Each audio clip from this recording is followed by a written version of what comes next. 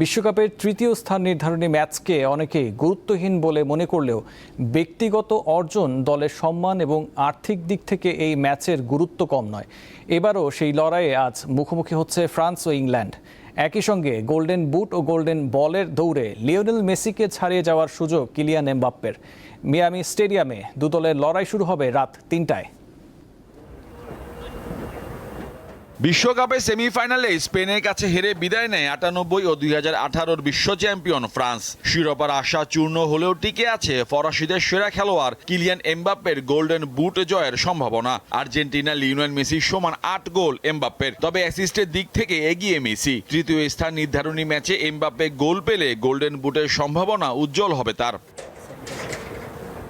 এবার না হলেও পরের বিশ্ব আসরের জন্য প্রস্তুতি নেওয়ার সুযোগ পাবেন ফরাসি তারকা। তবে কোচ হিসেবে এটাই যে শেষ ম্যাচ হতে যাচ্ছে দিদিয়ে দেশমের। ২০১২ সালে জাতীয় দলে দায়িত্ব নেওয়া দেশমের অধীনে ১৮৪ ম্যাচে ১২০টি জয় পেয়েছে ফ্রান্স। তার নেতৃত্বে ২০১৮ বিশ্বকাপ ও উয়েফা নেশনস লিগ জিতেছে দলটি। এছাড়া ২০১৬ ইউরো এবং ২০২৫ নেশনস লিগে রানার্স আপ হয় ফরাসিরা। দেশমের বিদায় ম্যাচকে তাই রাঙাতে চায় ডেম্বেলেরা। ম্যাচে কয়েকজন রিজার্ভ খেলোয়াড়কে সুযোগ দেওয়া হলেও ব্যক্তিগত মাইল ফলকের কথা বিবেচনায় শুরুর একাদশে থাকবেন কিলিয়ান এমবাপ্পে।